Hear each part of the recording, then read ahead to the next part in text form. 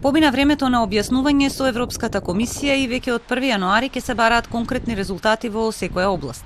Министерот за надворешни Бујар Османи вели дека Македонија веќе нема да има алиби за слабостите во институциите и во системот. За извештајот за напредокот на земјата кој комисијата треба да го објави идната година, очекува да биде соочување со реалноста. Ќе биде безкомпромисен како извештај. И тоа го кажувам на почетокот на годината.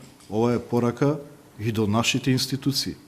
Да не очекуваат дека ќе бидат гледани преку прсти, што се вика, во оценката што ќе ја даде Европската комисија идната година. Каков ќе биде, ќе покажеме ние во текот на годината.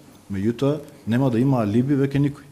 Оценката на Османи е дека досега доминираше позитивен тон во извештајот од Брисел заради позитивните резултати на земјата во надворешната политика. Времето на наративни објаснувања сме донеле вакви закони, такви закони е поминато. Сега се оди со така наречена трак рекорд листа, во кое што точно во делот на правосудството обвинителството треба да каже што има покренато, до каде се, што има завршено. За Османи 2022 е успешна година во надворешната политика која ја одбележаа 3 пробиви – Брисел, Софија и Вашингтон. Инсистира дека преговорите со Унијата се почнати со скринингот, иако отворањето поглавје е условено со промена на уставот.